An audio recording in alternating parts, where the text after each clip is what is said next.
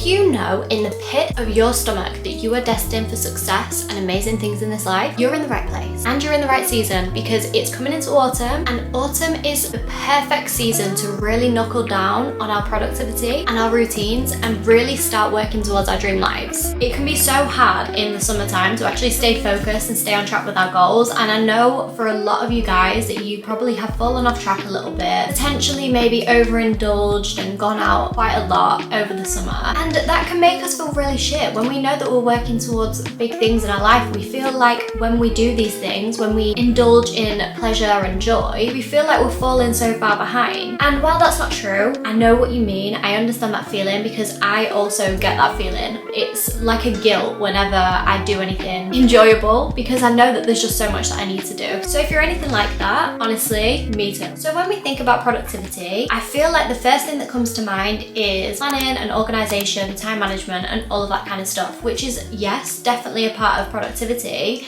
and it's all very important. But what we don't actually take the time to get our minds around and understand is the reasons that drive us to being productive. We can't just count on motivation to make us want to get up and be productive. We know exactly what we need to do, but sometimes emotions and external factors in the world and relationships and things like that, they have an impact and they take their toll. So let's talk about the things that drive productivity. Listening to your body. This is a very underrated topic, and I feel like enough people do not talk about this. I have read so many books about trauma being stored in the body and the ways that our body communicates with us through certain illnesses and ailments and things like that. And I've read enough to understand that if we're not listening to our body's not going to listen to us. So when we tell our body to be really productive and do all of these things, our body's probably not going to listen, because it's thinking, hell no, you don't listen to me. I've had stomach problems since 2016 and you've not done anything about that. So why am I going to help you reach your goals by giving you energy to get up and move your body? So if you're not actually listening to your body and you're ignoring physical symptoms and ailments and even things as simple as acne and indigestion and heartburn, if you're ignoring things like that and not actually listening to your body and giving your body what it needs, you're just going to be in conflict with yourself, and it's not good. You don't want to be in a place like that. You want to feel fully integrated with your whole entire body. You don't want to just be concentrating on your mind and nothing else, because your body works as a unit. Your brain, it wouldn't be working if your heart wasn't pumping. So you need to start showing the same love and compassion and attention to all of your organs and everything that works for you in your body and keeps you alive. You need to start paying a little bit more attention to that. You will find that once you actually pay more attention to those things, your organs, that your organs are going to thank you, because they're going to be healthier, they're going to be getting the things that they need, and in return they're going to give you energy to get up and do things and be productive. People don't talk about that. People talk about productivity and they skip over the whole reason that drives us to be productive. We just get told, oh, be productive, stop procrastinating, do some time blocking. Sometimes it's not as helpful as it could be because we don't really understand why. It's worth exploring. So start listening to your body and start building a little bit of a relationship with your body. Listen to your body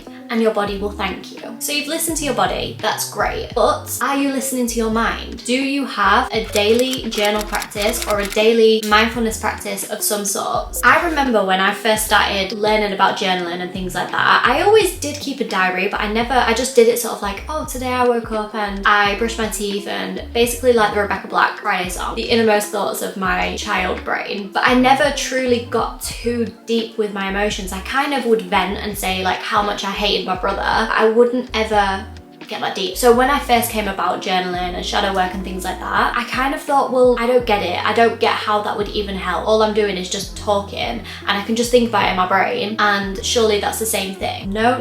Journaling has honestly changed my entire existence. It has helped me so much. I really can't stress it enough. It's made me more resourceful within myself, if that makes any sense. So it's made me, rather than going to other people and trying to find answers from them and complain to them, them and try and get them to give me what I need. I've been able to really build a relationship with myself and figure out what I need just by having a bit of an inner conversation with myself, checking in on myself, checking in on my mind. Am I okay? How often do people actually ask you, are you okay? And actually mean, are you okay? I bet people at work or college or school probably say, hi, how are you? Are you okay? Blah, blah, blah. It's all small talk. People don't actually want to know your whole life story because they would probably run a mile. So that is the perfect reason for you to actually ask yourself, are you okay? What's going on? And when problems arise, trying to find the solutions within yourself before outsourcing to other people. I can't remember where I was at because my camera just died. Oh yeah, so when you have a journal practice and you're getting your mind in order and you're getting your thoughts in order and you're really investigating why you feel in certain ways and getting to know yourself, that is also another driving factor for productivity and getting things done. So having a journal practice is so crucial just when it comes to being and feeling better in general, just to know yourself and linking in with knowing your body as well and communicating with your body, knowing what your body needs and knowing when to stop. The more you get to know yourself, the more you will know when you're being lazy or when you actually physically can't do anymore. So it's so important to build a relationship with yourself. Something else that is going to drive productivity is to set yourself up for success. This has been something that's really prevalent in my life at the moment, and I'm really trying to focus on thinking about future Sammy and thinking about what is going to benefit her and not so much thinking about what I want right now. When I say setting myself up for success, I mean in terms of making decisions that are going to make things so much easier when I'm in a position or in a mindset where I'm not feeling as good and I don't have as much energy, I don't have as much inspiration and get up and go. I like to create resources and toolkits for myself when I'm feeling happier so that when I'm feeling down, I can use those things to pick me back up again. So in my last video, I talked about inspiration toolkits and creating Pinterest boards and vision boards and mapping out your why and why you want what you want and what it is that you want, so that when you're having these down days where you don't have a lot of motivation, you can look at these things and you can remind yourself of why you're doing it, and it's just going to give you that extra push to actually do something when you don't want to do it. I also think you can set yourself up for success by thinking about the things that you put into your body and the things that you eat. I notice that when I'm busy and I'm really stressed and I've got a lot of things to do, I slip into bad habits of eating processed foods and foods that are just going to quickly pick me up in the moment and drinking caffeine and things like that. While that might be good at the time and it might feel good to do that, it's not going to feel good for you the morning after or the few days after that. I find that when I eat too much sugar, I will feel so shit. Like the next few days after that, I'll feel so depressed, so down. It has such a negative impact on me. It brings me out in spots, it makes me more tired, it makes me feel nauseous. All of these different things and these effects that it has on my body just by eating a lot of sugar. It's crazy. Being a little bit more aware and a bit more intentional about the things that you're putting in your body, it's going to take time, but it'll be fine eventually. Okay, so preparing for these circumstances and setting yourself up for success rather than putting yourself in situations where it just makes things so much more difficult for yourself. And another thing that I was thinking about in terms of this was environment. I am the worst person for this because my room at the moment is a state. I did a video on clearing space and it's just a mess again, but it's all stuff that like I found more things that I want to get rid of. So it's a journey, it's a process, we'll get in there, but I've found that if I don't keep my space clean and tidy on a regular basis, I really struggle when I'm feeling down to even find the motivation to even move anything because it seems like such a daunting task. But when you set yourself up for success and you look out for your future self, you will do things every day to make sure that your space maintains tidy and it maintains clear and clutter-free. So just making sure that you're prepared for all of these circumstances and all of these scenarios where that might happen and keeping your space really tidy. Because I know for one that when I'm feeling down, the first thing that I want to do is clean my space. I want my space to be clean and tidy because then I'll be thinking, right, well I can go in the shower now and I can do all these other little steps that are going to help me get on with my day. But if my whole room is a mess and I'm laid in bed with no energy, I'll just be thinking in my head, well there's no point of even doing anything because I know that I've not got strength to take on all of this mess and all of this chaos. So I'm just going to do nothing. I'm not even going to have a shower. I'm just going to lay in bed and rot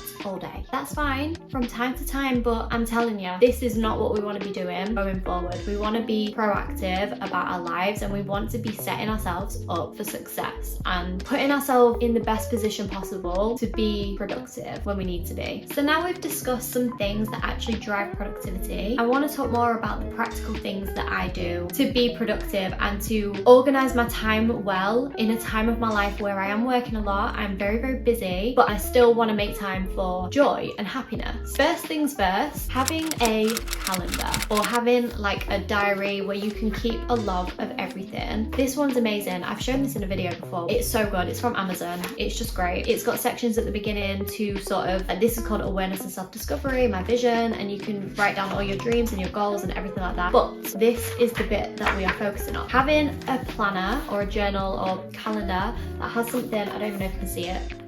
Let's just hope and pray that you can see it, but having something like this where it's like a month to view, and also where you can see all of your week planned out every single week without fail. I map out my week, I plan out everything that I want to do in the week, I write down my habits, I write down my main goal for the week. And I never used to do this, I never used to utilize this, well, not this one, I had another one before, but I never used to utilize it in the way that I do now, and the difference in my life is crazy. I feel so much more organized, I've achieved so much more, and I've tackled so many more of my fears and actually done things that I've been putting off for so long. And it's because a calendar or a diary, whatever you call this, it keeps you accountable and it keeps you motivated. So let's just see, like an example of one of my months. So this is April, and I color code them all so that it's like yellow is work, pink is fun, purple's appointment, blue is movement. Color coding it like this just allows you to see everything at a glance. You can see how much work you did that month or how much socializing and things like that you did this month, and it allows you to incorporate a little bit more balance into your life, which is so important. I didn't speak about this in the driving factors part, but definitely having balance and saving space for family members and people that you love, spending time with them is so important. And it also helps to make it pretty. I feel like that motivates me even more. I feel like a lot of us have planners and calendars, and we have them, we write in them once, and then we forget about them, because I used to be that girl. But now,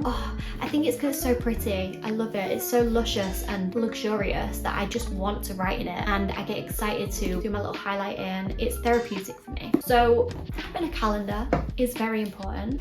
We're back to the camera. Okay, we're back to the camera now. This video is so unhinged. I'm so sorry. If you are anything like me, your mind is going 10 to the dozen every single minute of every single day. I have so many thoughts rushing around in my mind constantly. It's actually a bit overwhelming and a bit overstimulating, I'm not gonna lie. But I find that having this many thoughts and having no organization to them or structure to them whatsoever can really make me not want to do anything. It reduces my productivity so much. So what I love to do is to brainstorm every single day. Brain dump, brainstorm, every single thought that I have, I'm constantly writing it down because it allows me to see some sort of sense in what I'm thinking. I have a lot of creative ideas throughout the day, and if you're having creative ideas, you do not want to lose them. You don't want to think about them and then forget about them. Write them down exactly when you think about them, because creative thoughts are fleeting. They don't stay with you unless you literally repeat and repeat and repeat in your brain. Like, you know, when you're driving and you have a creative thought and then you want to write it down, but you obviously can't because you're driving, and you have to think of it over and over again and then pack up and then write it down and then proceed. They don't stay in your mind, so you have to anchor onto them, especially if you're a creative person, and especially if you're into content creation or anything creative. That is really important. It's so useful to have all of your thoughts down on paper, not all of them, but a lot of them. If things are playing on your mind a lot, just writing them down, organizing my thoughts, seeing them on paper, and it really allows me to just see them for what they are and kind of rationalize them a little bit. And I find that once I've got everything all straightened out in my brain, I'm so much more excited to film, and I'm so much more excited to do content and to work and be productive, because everything is in order up here. So I guess that's kind of like the same as journaling, but that's kind of a way that you can just verbally dump everything that you think onto paper, or even on like your notes app on your phone. It's good to organize your thoughts and get them down on paper so that you can just make a little bit of sense of them. Getting real about your social media consumption. This is a very raw topic because I know that we live in a generation of social media. I'm literally creating content for social media, and that is what I desire and I aspire to do. But when you are spending all of your time consuming social media rather than creating, it's not beneficial and it's not helpful to you or your brain at all. Social media, if anything, is just an easy way for us to numb our brains and escape from our lives. And if you're using it in that respect to escape or to numb and to not think about what's going on in your actual life, then you need to start reevaluating things, especially if you do have big dreams and goals for yourself and you do see a successful future for yourself. If you see that, you really need to reconsider how much time you spend on social media, because I guarantee you say that you've not got a lot of time, but you actually do. We kind of don't count time doom scrolling on TikTok as time. We just sort of rule that out. But when you think of how much time you spend on that and how much time you could be spending on something that could be nurturing your brain and inspiring your creative juices to flow. I can't remember what I said. I can't remember what I was just saying just then. This happens to me a lot. Anyway, checking your social media consumption is what I'm trying to say, and just finding a little bit of empowerment from the fact that you can control where you spend your time and your energy. If you're miserable and feel like you've got no fulfillment or hope or happiness in your life, but you're scrolling on social media all the time, you're eating really shit foods that are probably making you depressed, you're not moving your body, doing all of the things that we know that we shouldn't do, like, it all makes sense. It makes sense why you would be sad. Rather than being in a victim mindset, finding empowerment in that and finding excitement in the fact that you can change your reality. You can literally create the life that you want if you just make tiny little switches in your life. So not scrolling on TikTok for more than 30 minutes at a time. I feel like 30 minutes, that is a cap. That's it. That's the max. If you're doing any more than that, you've got to reevaluate it, because it's not productive. It's not a hobby. It is literally a tool that we use to numb our brains and to find some sort of dopamine or some instant gratification kick, which is not healthy. And I think a lot of people are realizing that now. So I spoke about having a calendar or Google Calendar and scheduling time in, obviously, for productivity and work and things like that.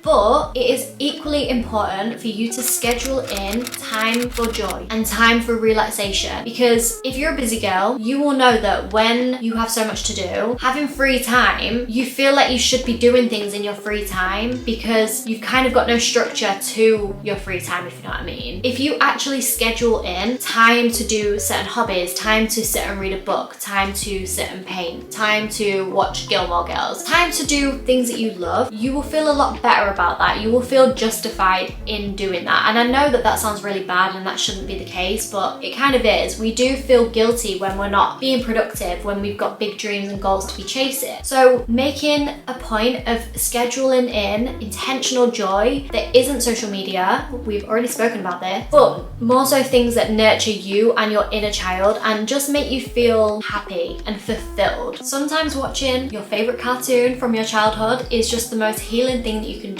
And although that's media consumption, it's not as bad as looking at so many 30-second, they're not even 30-second videos, some of them, like looking at all these 10-second videos. That's just too much for your brain to comprehend. So yes, scheduling time for intentional joy, scheduling time for maintenance. This is also another really important point, because I genuinely feel as a woman, I want to look my best. I want to feel confident. I want to feel like I can show up as my very best self. But sometimes I feel like I don't have the time for that. In the morning before work, I will often prioritize my content and having a few more minutes doing content creation over doing my makeup in the morning. So like with the joy, scheduling time in for maintenance and for preening yourself a little bit and making yourself feel good. It might seem really redundant, but it is actually going to help so much, because it's going to alter the way that you show up in the world. It's going to change your demeanor and change your whole energy. I say this right now looking a little bit crazy. I just think that's so important. That might not be your thing. Take it or leave it. Take anything or leave anything in this video, by the way. Just a bit of friendly guidance, but I think it really does help, and I know that a lot of other girls feel the same. And then finally, making sure that you are resting correctly. Hear me out. So we think instantly when we're tired that we need to sleep, we need rest, we need to lay in bed and just do nothing, or we need to lay in bed and go have a nap and go to sleep. But a lot of the time we're actually tired, but it's not because we are physically tired and we need sleep. sleep, sometimes what we need to give us that boost of energy is to actually go for a walk or go socialize with your family or your friends, do some coloring, do some journaling, do meditation, do some yoga. Sometimes it's not always a case of needing a nap. And I've found this because I work from home. So sometimes on my lunch break, I will be that exhausted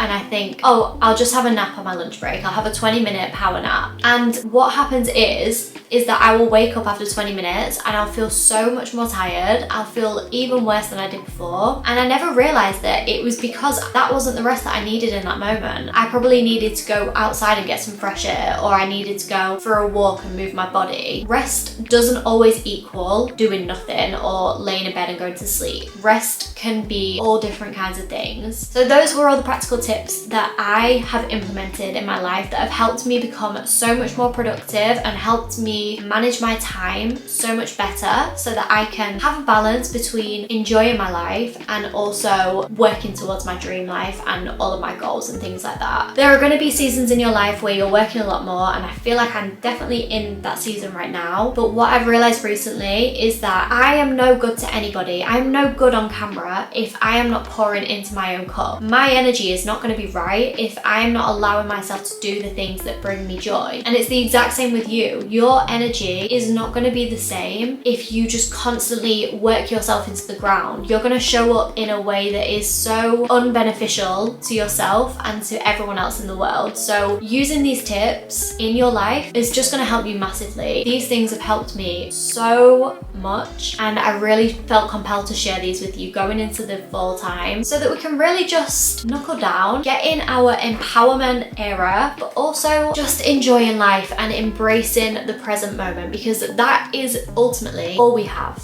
All we have is the present moment. But yes, I hope these tips helped you guys. I'm sure they will. They have helped me so much in my life. Let me know what you guys are excited for about fall, because I am so excited. It's unreal. I'm so excited. I'm so excited for like the coziness. I am gonna miss summer, but I'm just excited for cozy vibes. I'm excited to start watching Gilmore Girls. I'm not gonna start watching Gilmore Girls until September 1st, I've decided, because I do want to embrace the last dregs of summer that we've got. But yeah, I'm so excited. I'm just excited for everything, and I want you guys to feel this exact same way too. I want you to be excited for life. I want you to be enjoying the present moment. And yeah, let me know if you've got any questions. If you ever need me, always feel free to drop a comment. I will always be here to help you out with anything, any queries, any issues that you're having, problems, boy problems, girl problems, anything like that. I am always here. I know I don't say that enough at the end of videos, but I just feel like it's a given, but I feel like maybe I need to say it. Anyway, I love you guys so much. Thank you so much for watching, and I will see you next week.